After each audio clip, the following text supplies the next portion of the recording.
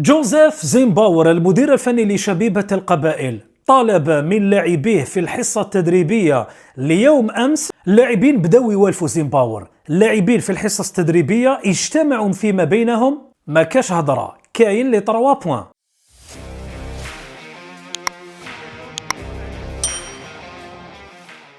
السلام عليكم مشاهدينا الفاضل، اهلا بكم في هذا الفيديو الخاص بفريق شبيبة القبائل والمدير الفني جوزيف زيمباور. تحدث مع لاعبيه في الحصة التدريبية وقال لهم امور مهمة جدا. ابقوا معنا في هذا الفيديو تعرفوا يعني النقاط التي صححها المدير الفني جوزيف زيمباور في التدريبات ما بعد مباراة أولمبيك أقبو.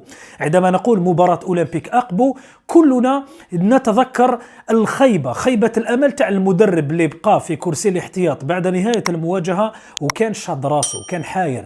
أي مدرب في العالم تلقاه في هذيك الوضعية بعد أي مباراة يخوضها، هذا يعني أنه حائر، هذا يعني أنه ما فهمش مستوى لاعبيه، هذا يعني أنه هذا المدرب ربما ما لقاش الحلول اللازمة ولا حتى خيب ظنه معظم اللاعبين في التشكيلة في مباراة ما. هذا هو حال جوزيف زيمباور بعد مباراة أولمبيك أقبو. لكن لا مجال للحسرة يا زيمباور، لا مجال القول أن اللاعبين ربما ما كانوش في المستوى وما كانوش في مستوى تطلعات المدرب ولم يجسدوا أفكاره وتعليماته فوق أرضية الميدان.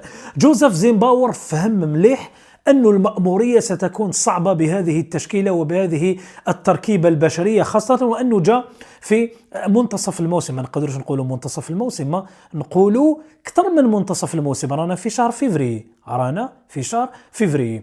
زيمباور فهم المشكلة والراهي. في البداية حسب المصادر تاعي عمل مع اللاعبين من الناحية البسيكولوجية ومن الناحية الفنية والنفسية حب يخرجهم من الأجواء السلبية، حب يخرجهم من الأجواء التي كانت بعد مباراة مولودية الجزائر وكانت أيضا بعد مباراة أولمبيك أقبو، لأن المستوى لم يكن مقبولا تماما في تلك المواجهة. المستوى لم يكن أيضا راقيا تماما، المستوى لم يكن وكان مخيبا، نقولها بكل صراحة. حتى أنصار شبيبة القبائل يعرفوا مليح كرة القدم وكانوا يعلمون أنه المستوى في مباراة أولمبيك أقبو خيب ظنهم كثيرا وكثيرا.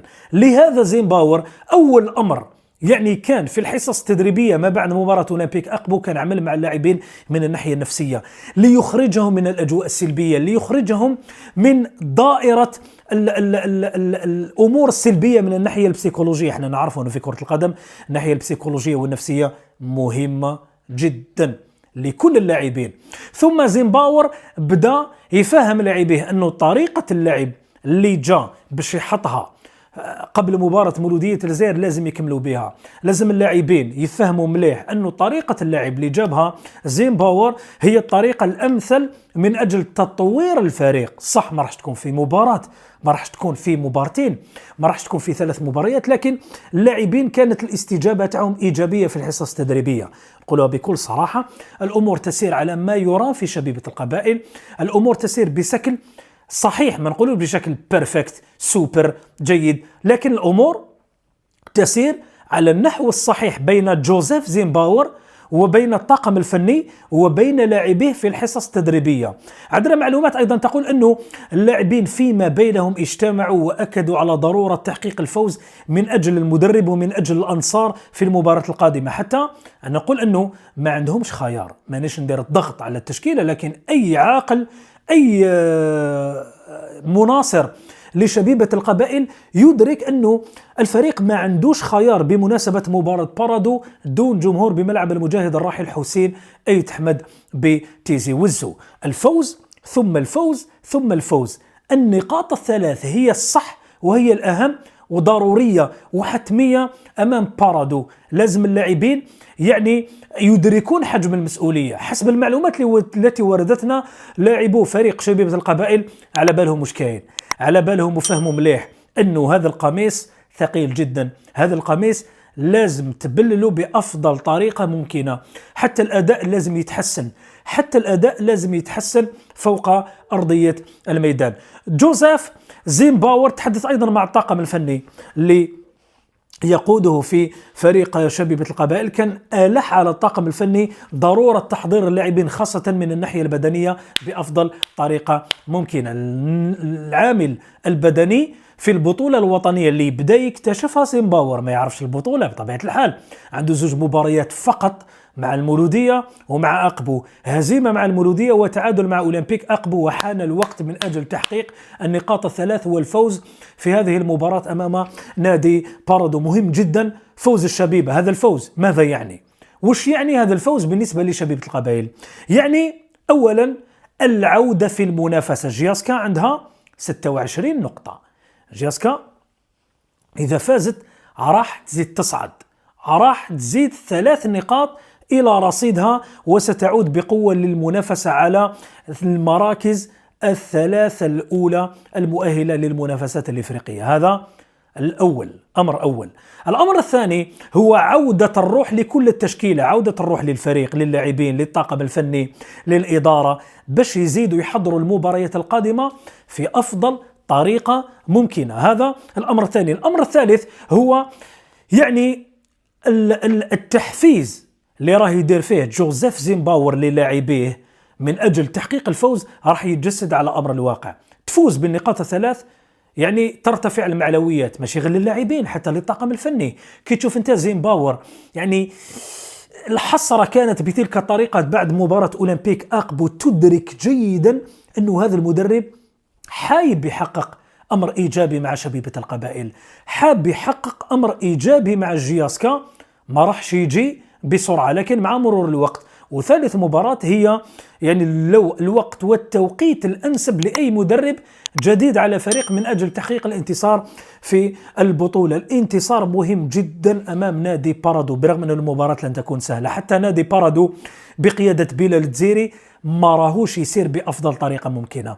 نادي بارادو في فترة سلبية بعد تحقيقه لعديد النتائج الإيجابية في فترة قصيرة، لكن هذا الفريق بدأ يسقط في فخ النتائج والتعثرات داخل وخارج الديار، داخل وخارج الديار. لهذا نقول أنه مواجهة بارادو في ملعب كبير، ملعب المجاهد الراحل حسين عيد حمد، في هذه الظروف التي تمر بها فريق شبيبة القبائل صعب جدا. لهذا على اللاعبين توخي الحيطة والحذر من تشكيلة المدير الفني الدزيري بلال، اللي خسر المباراة السابقة أمام مولودية الجزائر الأحد الماضي وب3 أهداف. لهدف من الناحية البدنية بذلوا مجهودات كبيرة مقارنة بشبيبة القبائل اللي عنده أيام راحة أكثر من فريق نادي بارادو، لكن العزيمة، الإرادة، الجرينتا سوف تكون الفيصل في هذه المواجهة، الفيصل في هذه المواجهة المهمة جدا لشبيبة القبائل والمهمة جدا أيضا لنادي بارادو. قلنا أنه الفوز مهم، الفوز ضروري لجياسكا، الفوز ضروري جدا حتى للمدرب جوزيف زيمباور من أجل التحضير للمباريات القادمة بأريحية. تفوز ب3 نقاط مع بارادو تولي لك الروح، يعاود يطلع لك المورال، حتى أنت يجيك تحفيز كبير جدا كلاعب في شبيبة القبائل من أجل المواصلة بهذه الطريقة وتحقيق سلسلة من النتائج الإيجابية. حتى نحن نعرف في كرة القدم أنه الفوز يجيب الفوز، النتيجة السلبية تجيب نتيجة سلبية، هذا ليس بالضرورة، لكن في أغلب الفترات خاصة إذا كان الفريق متأثر من الناحية البسيكولوجية ومن الناحية النفسية. هذا أمر ضروري جدا على جياسكا، يعني تدارك التعثر الأخير أمام بارادو والأخير أيضا أمام مولودية الجزائر. حتى أنصار شبيبة القبائل يطالبون